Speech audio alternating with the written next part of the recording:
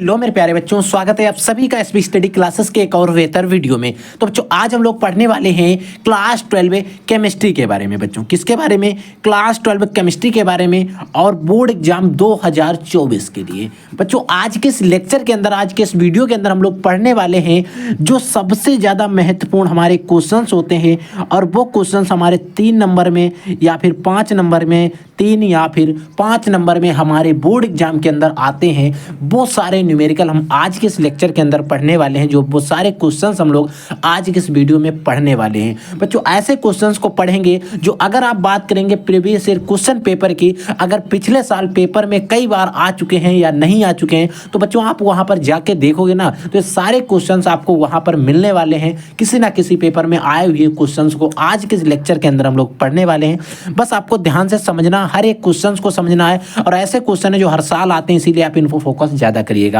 और आपके board exam 2024 के अंदर अब आपके पास समय नहीं बचा है। अब आपको कम समय में स्मार्ट स्टडी करना है, हार्ड स्टडी के साथ साथ। बच्चों आपको अब समय बिल्कुल भी नष्ट नहीं करना है, रील स्क्रॉल नहीं करना है। अब आपको सिर्फ फोकस इन योर गोल पर। आपका जो गोल है, आपका जो एम है, आपका जो टारगेट है कि बोर्ड एग्जाम 2024, इस पर आपको सिर्फ फोकस करना है, ताकि आपको आगे नेक्स्ट ईयर पढ़ाई करने की जरूरत ना पड़े उसी क्लास में जिस क्लास में आप हैं। अगर इससे बचना चाहते हैं तो आपको पढ़ाई करने की आवश्यकता है बच्चों। ठीक है बच्चों, तो सबसे पहला हमारा क्वेश्चन है K2Cr2O7 डाई पोटेशियम डाइक्रोमेट का निर्माण कैसे करते हैं। Physical properties, chemical properties, uses, इन सारी चीज़ों को हम बात करेंगे। यानी कि K2Cr2O7 जो होता है, यानी कि पोटेशियम डाइक्रोमेट, इसका हम बनाने की विधि की बात में बात करेंगे। प्रयोगशाला में हम इसको कैसे बना सकते हैं। प्रयोगशाला में बनाने के लिए पोटेशियम डाइक्रोमेट को कई सारे कंपाउंड बनाने पड़ते हैं, उसके बाद में हमें कहीं जाकर पोटेशियम डाइक्रोमेट मिलता है। तो बच्चों अगर हमें पोटेशियम डाइक्रोमेट बनाना पड़ता है तो हम कैसे बनाएंगे? तो बच्चों सबसे पहले बनाने की विधि में हम क्या करते हैं, हम क्या लेते हैं, क्रोमेट।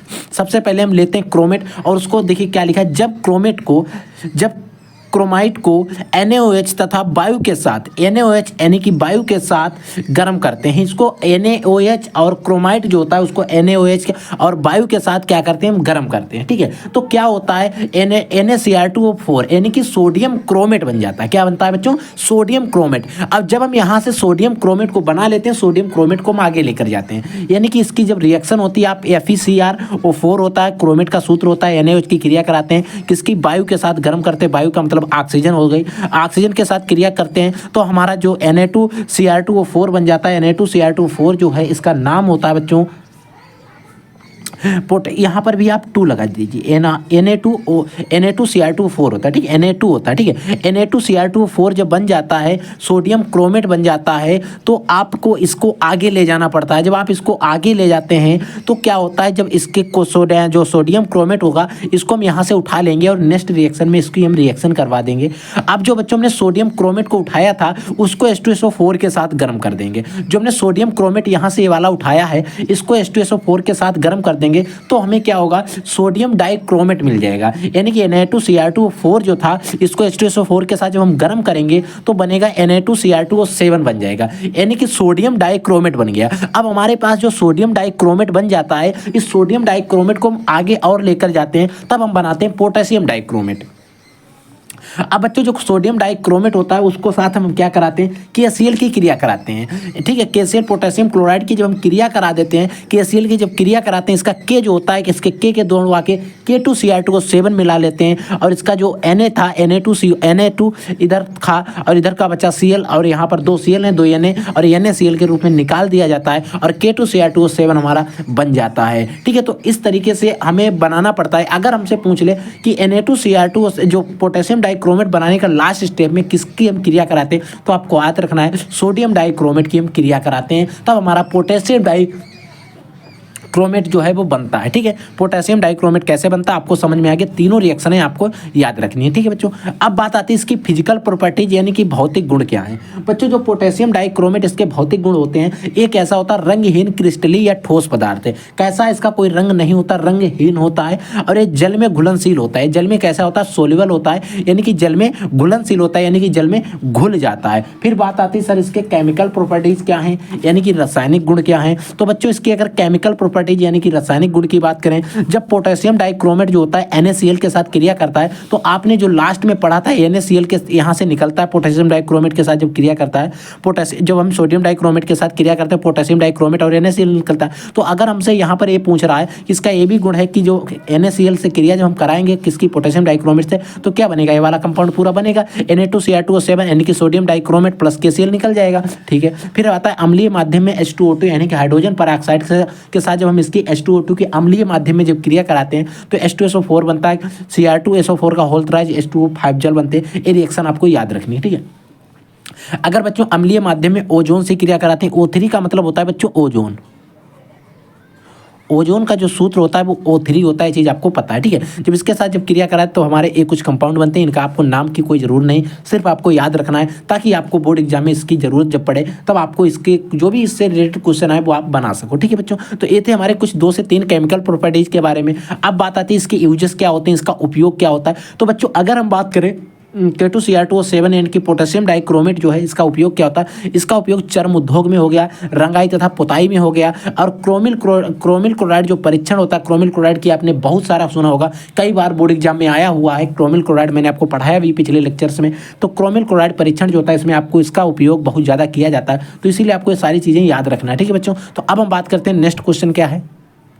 अगला बच्चों जो हमारा क्वेश्चन उसमें पूछा जाता है कि प्राथमिक, द्वितीयक तथा तृतीयक एल्कोहलों में विभेद करने वाला एक रासायनिक परीक्षण लिखिए। यानी कि प्राथमिक, द्वितीयक और तृतीयक एल्कोहल जो होते हैं इनमें विभेद करने वाला, अंतर स्पष्ट करने वाला कोई एक रासायनिक परीक्षण लिखिए। तो हम बच्चों सबसे पहले बात करते हैं ऑक्सीकरण विधि की, यानी कि जो परीक्षण है वो हम बात करेंगे ऑक्सीकरण परीक्षण, या कह सकते हैं या ऑक्सीकरण विधि होती है। ऑक्सीकरण विधि में क्या होता है, प्राथमिक, द्वितीयक और तृतीयक एल्कोहल का हम परीक्षण कर लेते हैं। इसमें प्राथमिक एल्कोहल का जब हम परीक्षण करेंगे ऑक्सीकरण विधि के द्वारा तो क्या बनेगा, देखिए प्राथमिक एल्कोहल का ऑक्सीकरण करने पर, प्राथमिक एल्कोहल का ऑक्सीकरण हम जब करेंगे तो इसमें करने पर पहले एल्डिहाइड देते हैं। ये जो ऑक्सीकरण जब हम करेंगे पहले क्या होगा, हमारा एल्डिहाइड यानी कि CHO समूह निकलेगा, देते हैं। पुनः जो पुनः ऑक्सीकरण करने पर कार्बोक्सिलिक अम्ल देते हैं, उनका पुनः ऑक्सीकरण जब होगा किसका, एल्डिहाइड का जब पुनः ऑक्सीकरण होगा तो वो कार्बोक्सिलिक अम्ल देते हैं, कार्बोक्सिलिक अम्ल प्राप्त होते हैं। और प्राप्त एल्डिहाइड और कार्बोक्सिलिक अम्ल दोनों में कार्बन परमाणु की संख्या जो होगी मूल एल्कोहल के बराबर होगी।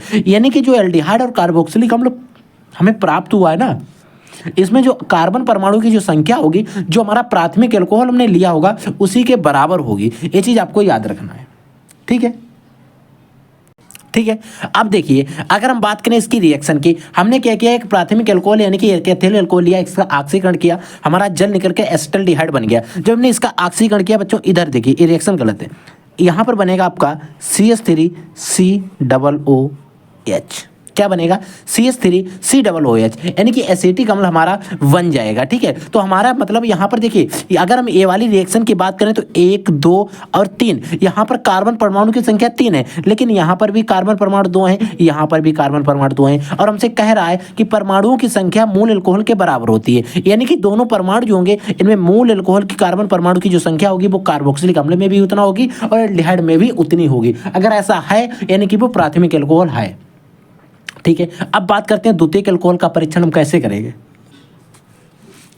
बच्चों द्वितीयक एल्कोहल का ऑक्सीकरण करने पर कीटोन देते हैं। अगर हम द्वितीयक एल्कोहल का ऑक्सीकरण जब हम करेंगे तो वहां पर वो क्या करेंगे, कीटोन देंगे, और जिनमें कार्बन परमाणु की जो संख्या होती है मूल एल्कोहल के बराबर होती है। इसमें भी क्या होगा, कार्बन परमाणु की जो संख्या होगी वो मूल एल्कोहल के बराबर होगी। ये बच्चों हमारा कोई द्वितीयक एल्कोहल है, इसका जब हम यानी कि ऑक्सीकरण करेंगे तो हमारा कीटोन यानी कि एसीटोन देते हैं, और इसमें भी कार्बन परमाणु की जितनी संख्या होगी, जितनी फर्स्ट में जो हमारा प्राथमिक एल्कोहल होगा उसमें होगी उतनी ही इसमें होगी। जैसे 1, 2, 3, 1, 2, 3 हमारे यहाँ पर भी ऑक्सीकरण संख्या समान है। ऑक्सीकरण करेंगे तो कार्बन परमाणु की संख्या में कोई परिवर्तन नहीं होगा। ठीक है, फिर बात आती है सर तृतीयक एल्कोहल यानी कि 3 डिग्री एल्कोहल क्या होते हैं। तृतीयक एल्कोहल का साधारण परिस्थितियों में ऑक्सीकरण नहीं होते हैं। आपने कई जगह लिखा हुआ देखा होगा कि तृतीयक एल्कोहल का ऑक्सीकरण नहीं होता है, लेकिन साधारणतया नहीं होता है। मोस्टली ज़्यादातर आप देखेंगे तो नहीं हो पाता है, क्योंकि इसको अगर हमें ऑक्सीकरण इसका कराना पड़ता है तो प्रबल अम्लीय माध्यम लेना पड़ता है, वो काफ़ी टिपिकल प्रोसेस होती है। ठीक है, तो क्या होता है तृतीयक एल्कोहल का साधारण परिस्थितियों में ऑक्सीकरण नहीं होते हैं। प्रबल अम्लीय माध्यम में ऑक्सीकरण कराने पर, अगर हम प्रबल अम्लीय माध्यम लेंगे और इसका जब ऑक्सीकरण कराएंगे, ऑक्सीकरण कराने पर ये क्या करते हैं, कीटोन और कार्बोक्सिलिक अम्ल का मिश्रण देते हैं। क्या करते हैं, मिश्रण देते हैं, जिनमें जिनके अणुओं में कार्बन परमाणु की जो संख्या होगी वो मूल एल्कोहल से कम होगी। यानी कि जिनमें कार्बन परमाणु की जो संख्या होगी, जो हमारे मूल एल्कोहल होगा उससे कम होगी। जैसे इसमें 3 है, यहाँ पर भी 1 2 3 4 है, यहाँ पर 3 ही है, तो यहाँ पर उससे कम होगी। ये चीज़ आपको याद रखना, ठीक है। ये तो हो गया प्राथमिक, द्वितीयक और तृतीयक एल्कोहल में विभेद। अगला हमारा क्वेश्चन बच्चों है, डीएनए तथा आरएनए में अंतर लिखिए। How to different between DNA and RNA, यानी कि डीएनए और आरएनए में अंतर। बच्चों डीएनए एक तरफ आपको लिख लेना और एक तरफ आरएनए लिख लेना। इसमें कुछ अंतर हमारे बोर्ड एग्जाम्स के अंदर पूछे जाते हैं, ठीक है। तो आपको इन अंतर के बारे में अच्छे से पता होना चाहिए। डीएनए जो होता है इसमें उपस्थित पेंटोज जो शर्करा होती है D2 डीऑक्सी राइबोस होती है। डीएनए का फुल फॉर्म होता है डीऑक्सी राइबोस, ठीक है। अगला बात करें आरएनए की, तो इसमें पेंटोज शर्करा होती है, डी राइबोस होती है, ठीक है। आपको क्या कहता है कि पता है कि डीएनए जो होता है 100 रिप्लिकेट है, 100 रिप्लिकेट कर लेता है, ठीक है। तो यानी कि डीएनए जो होता है 100 द्विगुणन कर सकता है, लेकिन 100 द्विगुणन नहीं कर सकता कौन, आरएनए, ठीक है। अब यहाँ पर क्या होता है, यहाँ पर पॉलीन्यूक्लियोटाइड का एक दोहरी श्रृंखला होती है। जो आप डीएनए का चित्र देखते हैं तो उसमें पॉलीन्यूक्लियोटाइड की दोहरी श्रृंखला आपको ऐसे ऐसे मिलती है, ठीक है। तो वहाँ पर डीएनए क्या होता है, ठीक है। और आरएनए होता है उसमें सिर्फ सिंगल यानी कि एकहरी श्रृंखला मिलती है, ठीक है। और जो डीएनए होता है इसमें नाइट्रोजन, चार एडेनिन, थाइमिन, ग्वानिन और साइटोसिन होते हैं। जबकि जो हमारा आरएनए होता है इसमें थाइमिन तो नहीं होता है, थाइमिन के स्थान पर यहाँ पर यूरेसिल होता है, ठीक है। जिसमें और सारे 3 जो होते हैं कार्बन, नाइट्रोजन, चार एडेनिन, यूरेसिल, ग्वानिन और साइटोसिन। इसमें क्या होता है, डीएनए जो होता है एडेनिन के साथ थाइमिन, एडेनिन और थाइमिन के साथ क्या करते हैं, डबल बॉन्ड के द्वारा एक दूसरे के साथ जुड़े होते हैं। ग्वानिन और साइटोसिन जो होते हैं ट्रिपल बॉन्ड के द्वारा एक दूसरे के साथ जुड़े होते हैं। लेकिन यहीं पर एडेनिन जो होता है वो यूरेसिल के साथ डबल बॉन्ड के द्वारा जुड़ा होता है और ग्वानिन साइटोसिन के साथ ट्रिपल बॉन्ड के द्वारा जुड़ा होता है। एक क्वेश्चन बोर्ड एग्जाम के अंदर पूछा जाता है कि ऐसा कौन सा नाइट्रोजन क्षार है जो डीएनए में नहीं पाया जाता परंतु आरएनए में पाया जाता है, यूरेसिल। या फिर पूछ सकता है ऐसा कौन सा नाइट्रोजन क्षार है जो आरएनए में पाया जाता परंतु डीएनए में नहीं पाया जाता, तभी आपका आंसर जाएगा यूरेसिल। या फिर हाँ, अगर क्वेश्चन पूछ लिया जाए, ठीक है, सॉरी एक बार फिर से समझ लीजिए, अगर ऐसा क्वेश्चन पूछे कि ऐसा कौन सा नाइट्रोजनी क्षार है जो डीएनए में तो पाया जाता है परंतु आरएनए में नहीं पाया, तो आपका आंसर जाएगा थायमिन। क्या जाएगा बच्चों, थायमिन, क्योंकि थायमिन जो होता है वो आरएनए में नहीं पाया जाता, ठीक है। और अगर क्वेश्चन पूछ लिया जाए कि ऐसा कौन सा नाइट्रोजनी क्षार है जो आरएनए में पाया जाता है परंतु डीएनए में नहीं पाया जाता, तो आपको, तो वहां पर आपका आंसर जाएगा यूरेसिल, ठीक है। ये चीज आपको याद रखना है। अगला क्वेश्चन देखिए बच्चों, अगला बच्चों हमारा क्वेश्चन है D blocks elements, D block के तत्व। बच्चों डी ब्लॉक के तत्व, एक क्वेश्चन भी 5 नंबर में बहुत ज्यादा पूछा जाता है, इसका फुल डिस्कशन, ठीक है। जिन तत्वों के अंतिम इलेक्ट्रॉन, जिन तत्वों के जो बाह्य इलेक्ट्रॉन होगा, अंतिम इलेक्ट्रॉन होगा, वो एफ कक्षक में अगर भरे जाते हैं, बच्चों एफ ब्लॉक के तत्व, सॉरी डी ब्लॉक के बोल दिया, एफ ब्लॉक के तत्व, ठीक है। एफ कक्षक में भरे जाते हैं, उन्हें हम एफ ब्लॉक के तत्व कहते हैं, एफ ब्लॉक्स एलिमेंट कहते हैं। एफ ब्लॉक के जो तत्व होते हैं इसमें कुल 28 तत्व आते हैं। एफ ब्लॉक में कुल कितने तत्व आते हैं, 28 तत्व आते हैं, कुल 28 तत्व आते हैं, ठीक है। कुल 28 तत्व जो आते हैं इसमें एफ ब्लॉक के अंतर संक्रमण तत्व भी या आंतरिक संक्रमण तत्व भी कहते हैं। जो एफ ब्लॉक जो होता है इनके तत्वों को अंतर संक्रमण तत्व या आंतरिक संक्रमण तत्व भी कहते हैं। एफ ब्लॉक के, इस एफ ब्लॉक के जो तत्व होते हैं इनको निम्न 2 श्रेणियों में विभक्त कर दिया जाता है, 2 श्रेणियों में बांट दिया जाता है। एक श्रेणी होती है लेंथेनाइड और एक होती है एक्टिनाइड। लेंथेनाइड को 4F श्रेणी भी कह सकते हैं और एक्टिनाइड को 5F श्रेणी भी हम कहते हैं। चीज आपको याद रखनी है, ठीक है। 4F श्रेणी और 5F श्रेणी, ठीक है। अगर बात करें लेंथेनाइड पर, हमें अगर फुल टिप्पणी करने को आ जाए तो लेंथेनाइड श्रेणी क्या होती है, जिन तत्वों के अंतिम इलेक्ट्रॉन जो होते हैं 4F कक्षक में भरे जाते हैं। ऐसे तत्व जिनके अंतिम इलेक्ट्रॉन जो होते हैं 4F कक्षक में भरे जाते हैं उन्हें हम लेंथेनाइड्स कहते हैं। यानी कि अगर अंतिम इलेक्ट्रॉनिक विन्यास करेंगे और लास्ट में 4F कक्षक जो होगा उसमें F का जो भी इलेक्ट्रॉन भरे जाएंगे तो उन्हें वो लेंथेनाइड श्रेणी के तत्व कहलाएंगे, ठीक है, भरे जाते हैं, लेंथेनाइड्स कहलाते हैं। लेंथेनाइड श्रेणी में सीरियम 58 से लेकर ल्यूटीशियम एलिव 71 तक के कुल 14 तत्व उपस्थित हैं। इसमें कुल कितने, 14 तत्व उपस्थित हैं। लेंथेनाइड को 4F श्रेणी भी कहा जाता है, चीज आपको याद रखनी है। फिर बात आती है लेंथेनाइड के, सर ये जो श्रेणी, इसके उपयोग क्या हो सकते हैं। इसका उपयोग चरम बनाने में कर सकते हैं और गैस मेटल बनाने में भी इसका उपयोग कर सकते हैं और पेट्रोलियम पदार्थ जो होते हैं इनके भंजन में भी हम जो हमारे लेंथेनाइड श्रेणी के तत्व होते हैं इनका उपयोग कर सकते हैं। फिर बात आती है सर एक्टिनाइड श्रेणी क्या होती है। फिर एक्टिनाइड श्रेणी जो होती है बच्चों उसको 5F श्रेणी कहते हैं। इस श्रेणी में क्या होते हैं, अंतिम इलेक्ट्रॉन 5F कक्षक में भरे जाते हैं, एक्टिनाइड्स कहलाते हैं। इस श्रेणी में क्या होता है, थोरियम 90 से लेकर लॉरेंशियम 103 तक के हमारे तत्व आते हैं, ठीक है। इसमें कितने आते हैं, 90 थोरियम से लेकर 103 तक लोरेंशियम तक के जो भी हमारे तत्व हैं वो इस श्रेणी में आते हैं। इसमें भी कुल 14 तत्व आते हैं, 14 इसमें आते हैं, 14 एक्टिनाइड में आते हैं, 14 लेंथेनाइड में आते हैं, कुल 28 तत्व आते हैं, ठीक है। तो इसे 4F श्रेणी भी कहते हैं। अगर हम इसके उपयोग की बात करें तो गैस मेटल बनाने में हो सकता है, नाभिकीय रिएक्टर में हो सकता है, कांच के निर्माण में भी इसका उपयोग होता है और बात करें कैंसर का जो उपचार होता है उसमें भी इनका तत्व का उपयोग किया जाता है, ठीक है। तो आपको ये सारे क्वेश्चन समझ में आ रहे हैं। अगला क्वेश्चन देखिए बच्चों, अगला क्वेश्चन है आंतरिक संक्रमण तत्व किस क्या होते हैं। यानी कि आंतरिक संक्रमण तत्व तत्व या फिर अंतः संक्रमण तत्व जो होते हैं वो क्या होते हैं, इनके बारे में हमें बताना होता है। तो बच्चों जिन तत्वों में विभेदी जो इलेक्ट्रॉन होगा n-2 f कक्षकों में प्रवेश करता है, n-2 f कक्षक में प्रवेश अगर कर जाता है तो वे तत्व अंतः संक्रमण तत्व या आंतरिक संक्रमण तत्व कहलाते हैं। ये तत्व जो होते हैं आवर्त सारणी में क्या करते हैं, एक अलग अलग ब्लॉक पाया जाता है जिनको f ब्लॉक कहते हैं, उस f ब्लॉक का निर्माण करते हैं, इसलिए इन्हें f ब्लॉक के तत्व भी कहा जाता है। अब मैंने आपको पढ़ा रहे हैं तो f ब्लॉक के तत्व को अंतः संक्रमण तत्व कहते हैं, तो आपको यहाँ पर समझ में आ रहा होगा। लेकिन अगर आंतरिक संक्रमण तत्व हमसे पूछ लिया जाए तो मैं तो बताना पड़ेगा ये जो तत्व होते हैं किस ब्लॉक में आते हैं, तो ये f ब्लॉक में आते हैं। ठीक है, ये चीज आपको याद रखना। अगला क्वेश्चन देखिए बच्चों।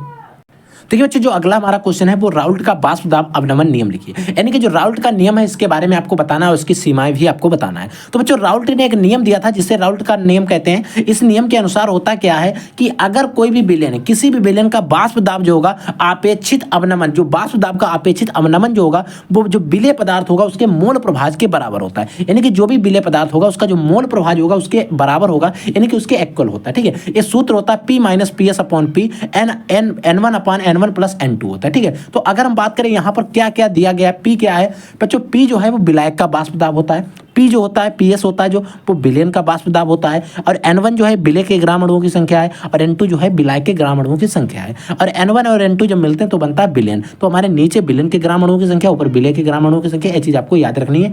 सूत्र भी याद रखना, आपको इसके स्क्रीनशॉट ले सकते हो। ठीक है बच्चों, अगला बात आती है फिर राउल्ट के नियम की सर सीमाएं क्या क्या है, राउल्ट का नियम कहाँ कहाँ पर लागू होता है, कहाँ कहाँ पर विचलन प्रदर्शित करता है।